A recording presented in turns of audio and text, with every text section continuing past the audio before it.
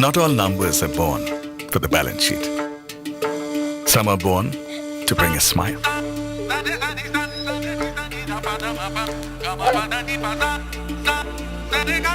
Some usher the future. Some make you stand tall. Some numbers light a fire and fulfill wishes. Some spoil you silly. Some echo joyful shrieks. Some numbers have smiles written all over them. Some make the planet happy.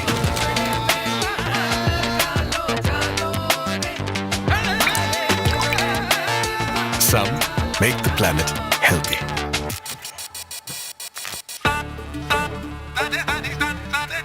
Some numbers rise against all odds.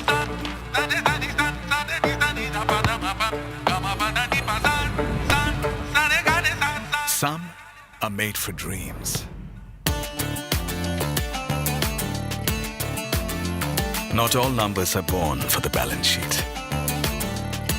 As we spread our wings globally, we at Mahindra believe that the numbers we are most proud of are the number of lives we have touched.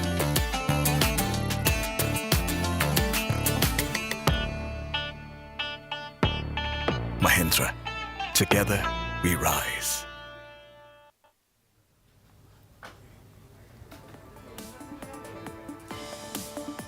Good afternoon, ladies and gentlemen. Welcome to our special show, Market Guru, where we get you to meet the finest brains in Dalal Street, people, individuals, fund managers, equity strategists who have navigated bull and bear markets with equal ease, managed volatile times in a manner that has benefited their long-term shareholders and unit holders, and of course, have a view of what lies ahead, whether it is times such as this or whether times are worse than what we are at this point of time. It's my pleasure to welcome Mr. Vinit Sambre, a very quiet but an extremely solid individual with a great track record of superstar returns in his favor. Mr. Sambre is the head of equities at DSP Mutual Fund and has been with the AMC for the last 20 years. Before that, Vinit has worked with ILFS InvestSmart, UTI, KR Choksi Stocks and Securities, and of course rating agency CRISIL, which has been a good hunting ground for many fund managers. Namaste to you, Vinit ji, and a very warm welcome in these turbulent times. A lot is happening on Dalal Street. We have this tariff war which gets worse and worse by the day. Tell us and explain to our viewers, what is your thought process at this point of time? Are we headed lower in the markets? So namaskar and thank you for having me on the show, and it is always good to be on your show talking to you. So maybe I think first of all let me say that while it is believed that we are able to understand what's happening and are able to predict well, but I'm telling you the times are so uncertain that every day comes as a big shock or surprise on some of these macro factors, and it is also I can say the most uncertain period even I have seen through my career of the last 26-27 years. But let me state that incrementally a lot of our focus when we think about managing investors' capital lies on the company's ability to sail through a lot of these challenges, which they have done very tactfully and strategically, driven by the management's good decision. And they keep outperforming through these challenges and keep growing through cycles. So I think I can say the bigger idea is that if we are able to maybe identify and keep our investors' money invested in such companies for long term, I think that's the big trick if I can just mention that. But more importantly, on the current scenario, again, I think this has come out as a surprise. What we saw, the tariff, which is actually put up against India, which versus the expectation, which is still higher. But more importantly, I think what is going to happen is that there is going to be some negotiations, and maybe this is one of his way of negotiating, and maybe we'll be eventually be subjected to maybe lower tariff. But we'll have to see that. I mean, the higher tariff is really concerning at the moment. But I think from the long-term perspective, we believe that US in general, if you look at our overall exports, it has been not a big proportion of our exports overall. Having said that, it remains relevant from few companies' perspective. And I believe that as we go through, some of these changes are going to have much more bigger ramifications on the global growth, on the US growth, on the currency, maybe volatility globally. And I think a lot of these eventually will have to be seen from more rational perspective. A lot of things will have to be rationalized, is my view, and hence I believe that maybe we'll have a quarter or two of challenges. We'll have to go through some of these external environment challenges, but eventually we should be looking at normalization beyond maybe 2 or 3 quarters. Right.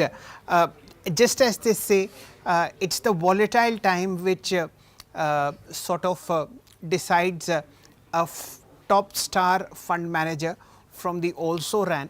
And in this case, we'll be highlighting two funds run by Mr. Sambre. One is the DSP Small Cap Fund, a fabulous performance. The data is right there in front of you. The fund started in June 2007. And in the past 18 years, if you were fortunate to start a SIP of 10,000 rupees, then that 21.6 lakh rupees would have been 1.77 crore rupees with a little or no effort on your part except for continuing that SIP and a lot of effort from the part of Vinit ji. Mr. Sambre, we'll analyze this wonderful fund for our viewers and of course take your view on what is the outlook for small caps at the moment. Your fund is in the top quartile category, whether we look at in a short duration or in the longer term. Returns have been fantastic. Tell us your thought process as of now. How do you see the small cap fund over the next 2-3 years after this stunning rally that we have seen? So obviously, this rally is on the back of the our portfolio companies actually reflecting similar kind of growth over the long periods of time. And broadly, what we try and follow is that we try to look for companies which can showcase upwards of 16-17% growth in their earnings and the potential to continue to do that over long periods of time. And from the capital efficiency perspective, we look at companies, businesses which can generate ROC upwards of 16-17%. So I think the funds generally tend to follow these metrics over long periods of time. Definitely in the short time, the volatility, the macro environment will play its role. And in periods of sharp drawdown, maybe the small cap as a category also sees sharper drawdown versus a large cap. But that's the cost of volatility which the investors has to bear for generating or looking at the long-term outperformance over the large cap. So my one firm belief here is that the small cap as a category from India's perspective remains relevant because we still see companies having good potential to keep generating upwards of 17-18% growth or compounding their earnings at that rate. And hence, from that perspective, I see a lot of opportunities which are still there as far as the small caps are concerned. Valuations is definitely a bone of contention at the moment, and maybe at the point where we are today in terms of valuations, the expectations of returns has to be mediocre over the immediate short period, maybe 1 year or so. But from the long-term perspective, one has a holding power of beyond 3, 4, 5 years. I think it still makes sense. There are leading companies within many subsegments in the small cap space. And as I said, with the potential to show decent earnings growth over a period of time. So I think from that perspective, we are still bullish on the category as far as the small caps are concerned. Okay. Mr. Sambre, one particular sector catches my attention, which is the tech space. You have more or less 6% of the fund, 6.5% of the fund in tech space, and all that I see are outperforming mid caps.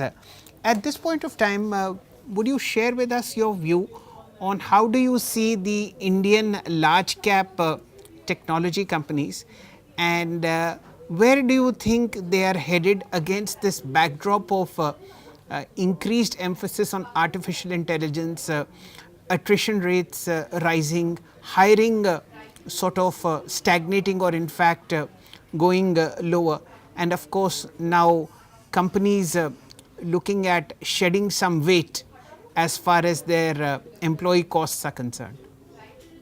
So I think this is a very interesting juncture for the IT sector as a whole. And like you asked, there is a clear demarcation between the large cap companies and the mid-sized companies or small-sized companies.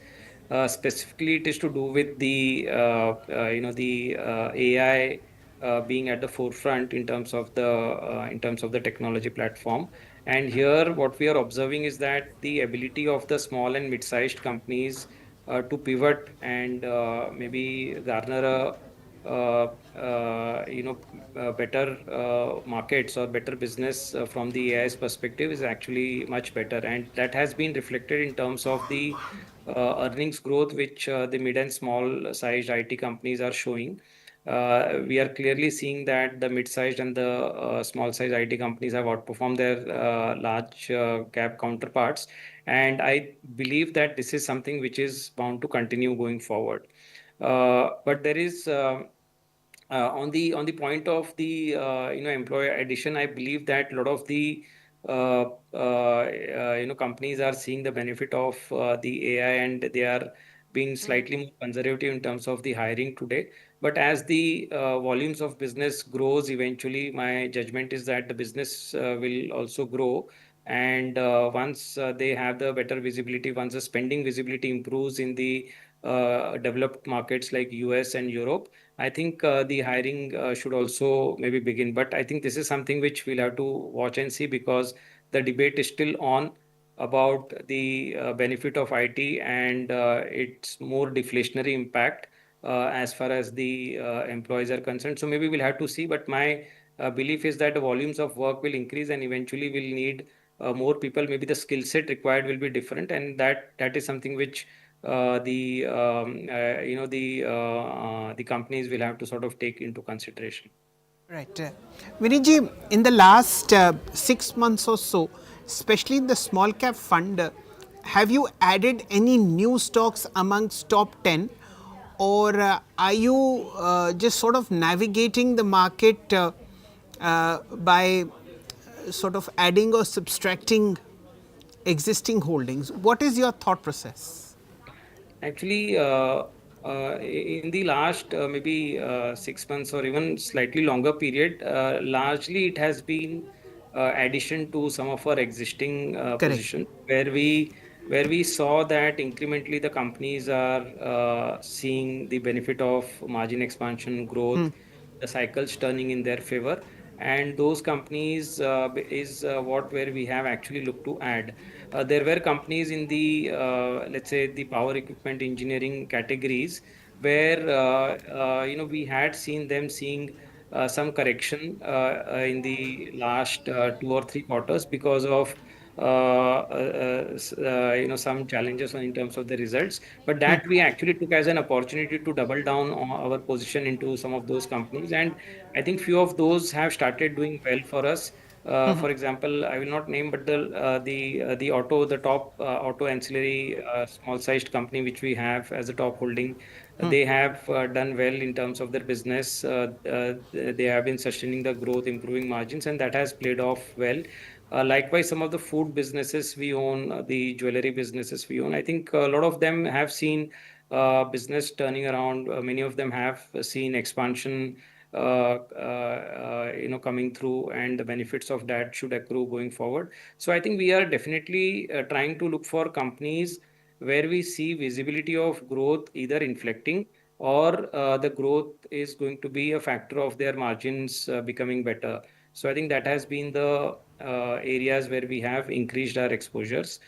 We have also looked to trim or exit some of our positions where we have not seen the business cycles turning around in a reasonable time period. Maybe a category like a building material where um, we have not yet seen the benefits of this real estate percolating down to these companies, and names like those are some of them which we have sort of trimmed down or exited out of our portfolios. Okay. Mr. Sambre, the small cap fund has 77 stocks. It's a very well diversified portfolio. Concentration is, just 27% in top 10 stocks and 16% in top 5. Is this by design? I watch a lot of fund portfolios and I see this in particular, that the small cap holdings are diversified, they are not concentrated. Could you explain the logic behind it? So I think diversification works well in the sense that it allows us to diversify across different categories, and especially if you might have observed the market moves post COVID.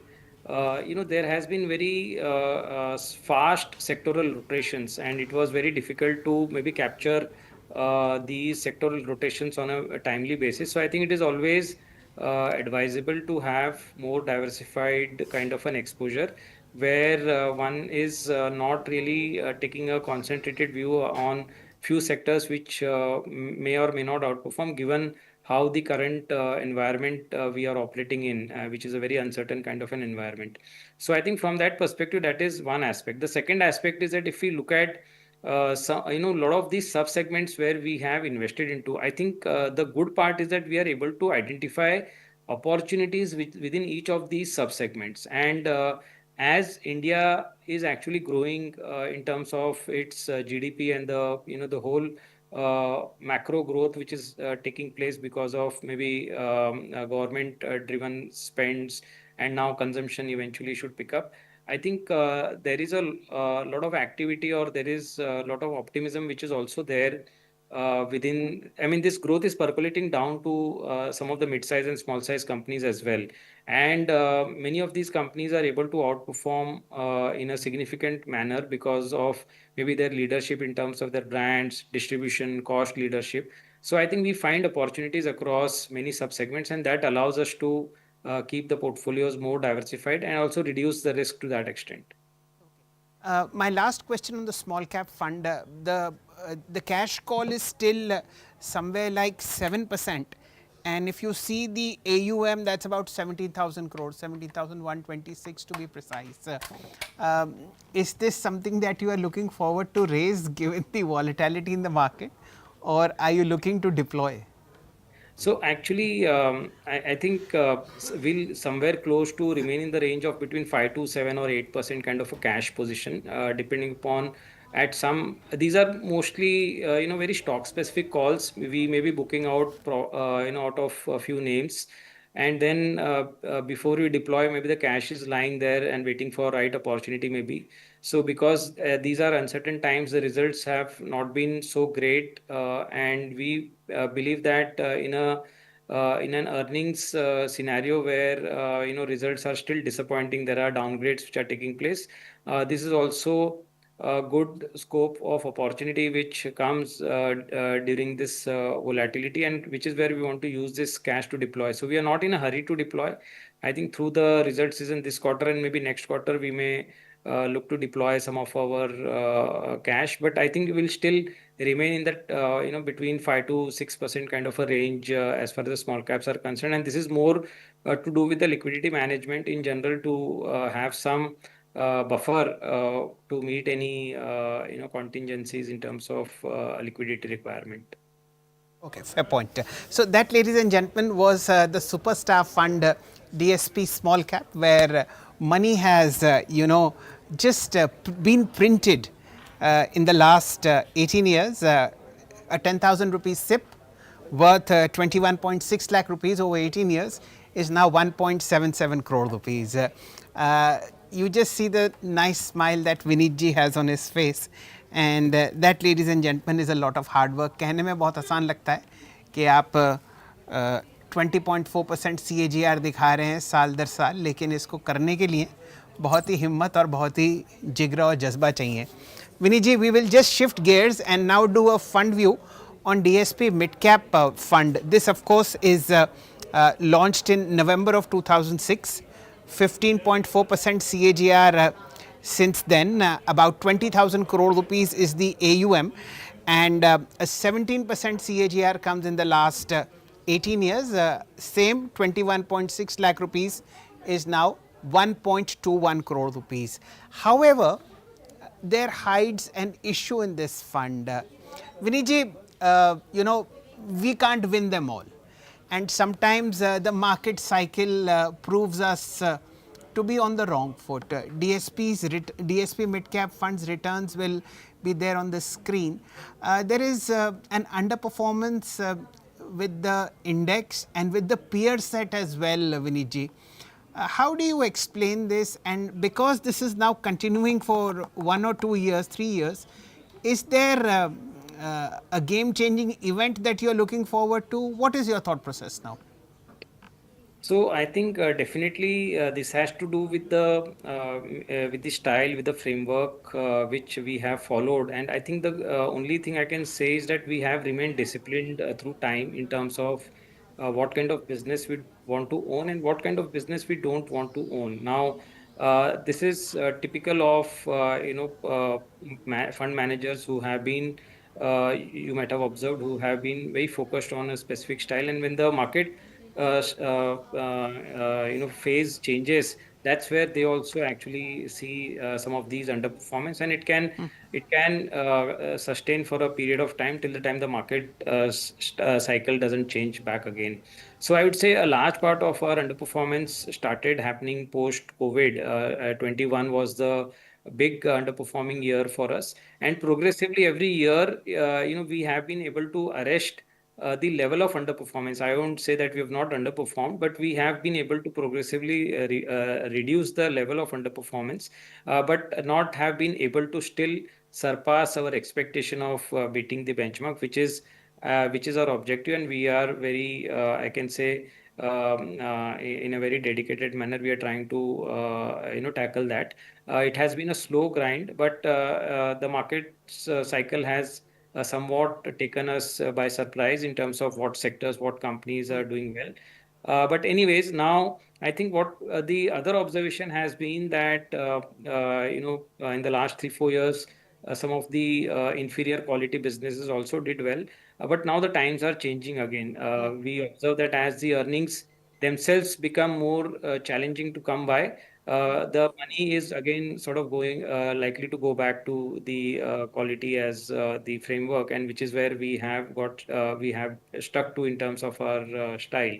So I believe that maybe the course of next 2 3 years we have a better opportunity to again get back the lost ground, and that's where we are working.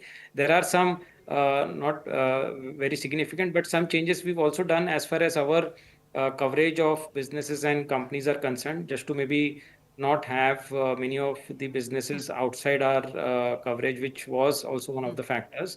And that is what we've tried to cover in the course of last 1.5 year, and which is in some way it is showing up. Last 1 year, we've been almost equal to how the benchmark has been. But definitely our objective is to beat and be better than the benchmark. Of course, it was, very difficult to beat even the benchmark in 21, 22, 23, the calendar years. Those rallies were phenomenal. Yeah. I'm just very gently checking. Are you now, since the fund is, the portfolio is away from the benchmark, for the lack of a better word, the weightages of the benchmark are not in sync with weightages of the fund. This is what I could make out from the portfolio. Are you trying to align the fund with the benchmark now, or are you looking at, maybe some multi-baggers to sort of start working and then overcoming this marginal shortfall? What is your thought process? So I think the only way we can be better than the benchmark is to be different than the benchmark. And Yes. we are actually not going to get close to the benchmark in any form or fashion. We have a high, so we call that the technical term is the active how much deviated you are from the benchmark, and our active share is 92%, so we are very actively deviated from the benchmark in a way. But more importantly, I think we will continue with this strategy of having a higher active share, so that as our companies maybe starts outperforming versus the companies in the benchmark, and that's how that's one way in which we would be able to tackle this challenge of beating the benchmark. Okay, fair point. You have to be different from the benchmark to outperform it. That's commonsensical in fund parlance. But mid caps again, is this a strategy to pick individual outperformers, or are you going with a focus Okay. on sectors? Because the top 5 stocks, one is different from the other. There's no commonality.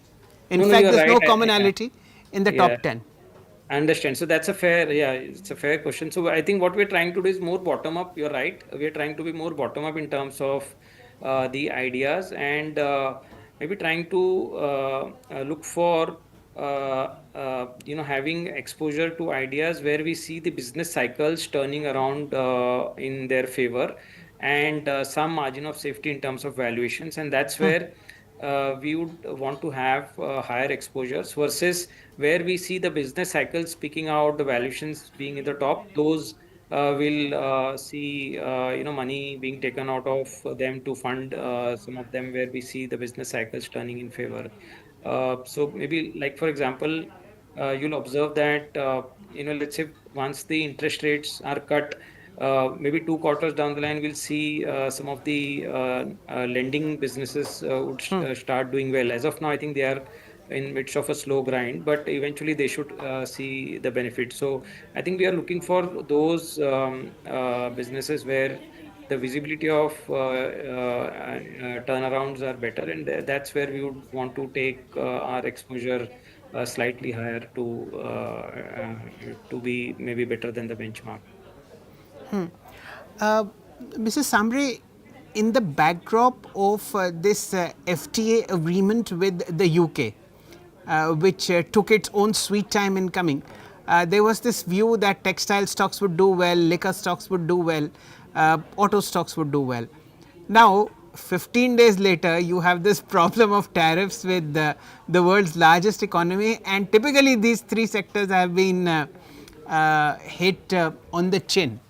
Now, as a fund manager, what do you do at this stage where your everything is working, ROC is in your favor, sales growth is there, there is margin expansion, there is profit and higher profit coming over the last 3.5 years or so, yet the stock falls? No, so I think you're right. One is the short-term, impact of these events, and one is the how one will look at it from the long-term perspective. Now, frankly, there are businesses which we are analyzing that will get slightly more hurt with the current changes, and maybe they will be, let's say, impacted for a slightly longer period of time is our assessment. Then we will take the call of reducing our exposure into those because of these changes. But there are businesses which would also maybe not see as much of an impact, and they will be also be able to pass on some of these increases, is also what it looks like. So, for example, pharmaceutical sector. Now we are the largest supplier of generic medicines. While the duties are yet to be announced, but our assumption is that eventually the companies should be in a position to pass a good proportion of the increases whenever it happens to the consumers, final consumers. And that's how I think we are going to sort of base our decision on the basis of how the companies are able to tackle these macro changes which are happening, and where we feel that the long term business outlook is not being impacted, we are going to stay with those business, maybe look to add more if they're correct in the short term. But where businesses we feel will get competitively worse off versus what they are because of these changes, then we will definitely look to reduce our exposure into those. Fair point. That, ladies and gentlemen, was a wrap on both the small cap and the mid cap fund. Now, let's take Mr. Sambre's view on the broad parameters where we seem to be headed. A record low on the rupee, Vinit ji, and issues related to macro are also now cropping up, because we've had a 100 basis point rate cut in the previous 3 months. The RBI has done what it could. How does local macro look to you?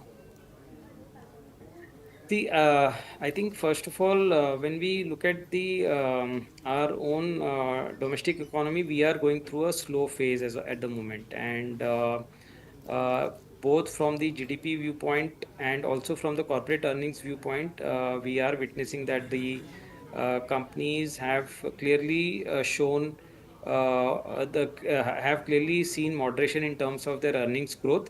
And as we look at the numbers, I think we are seeing more downgrades than upgrades at the moment. And I believe that the macros which had turned adverse last year because of RBI was more constrained in terms of lending, and government spending had actually slowed down. All of this is playing out now in terms of the slowdown which we are seeing.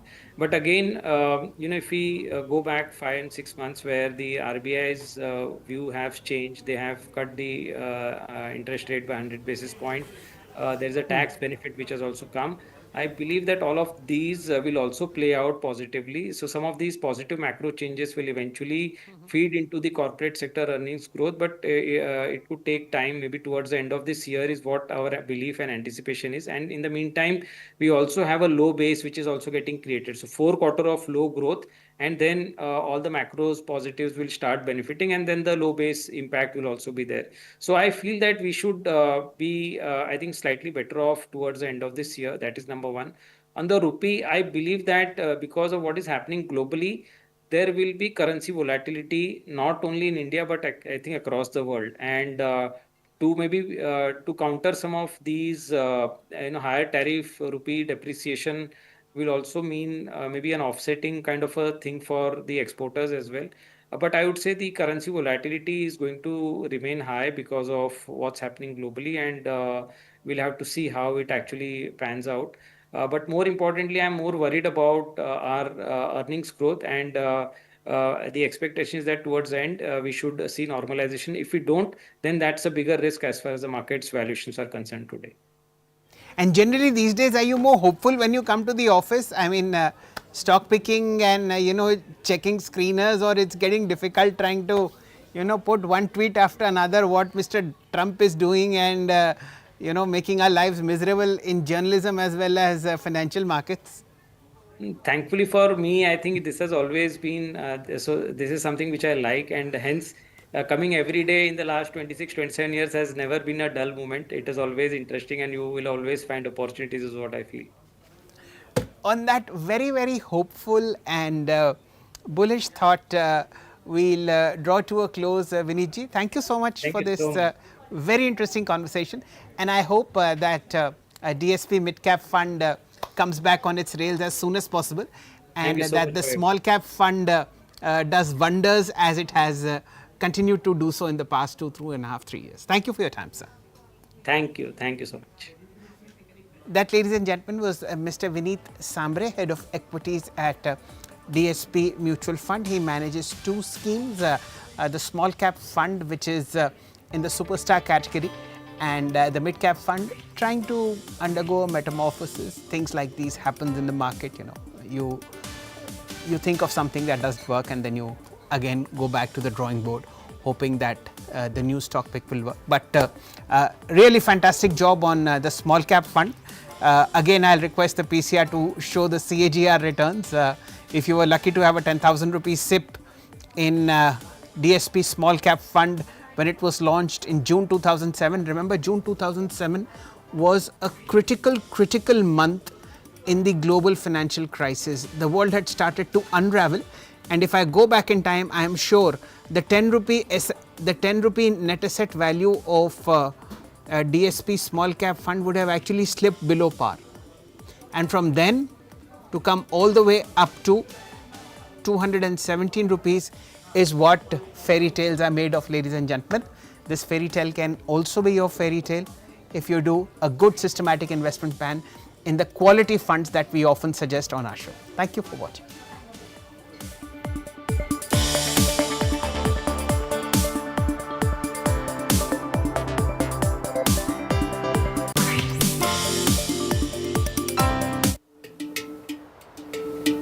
Not all numbers are born for the balance sheet. Some are born to bring a smile.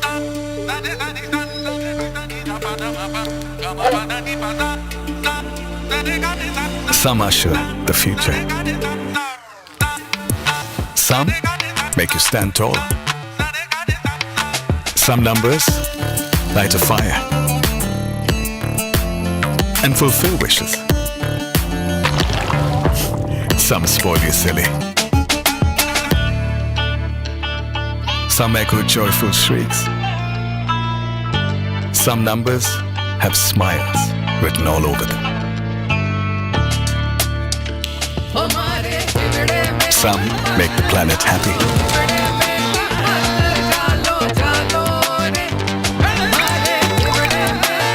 Some make the planet healthy.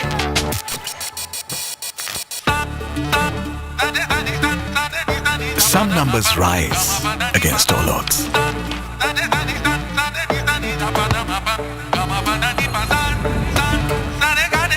Some are made for dreams. Not all numbers are born for the balance sheet. As we spread our wings globally, we at Mahindra believe that the numbers we are most proud of are the number of lives we have touched.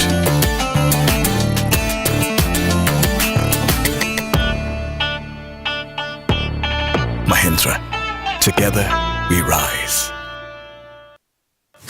India's economic architects, together on one powerful stage. From Nitin Gadkari to Arvind Panagaria and Montek Singh Ahluwalia, visionaries who are shaping India's future. All debating the Viksit Bharat roadmap, where legacy meets leadership. Here, the real policy playbook, finance, roads, reforms. Disinvestment, nothing is off the table. The inside views, uncensored. Only at Adani Business Today, India at 100, 8th August 2025, Shangri-La Eros, New Delhi.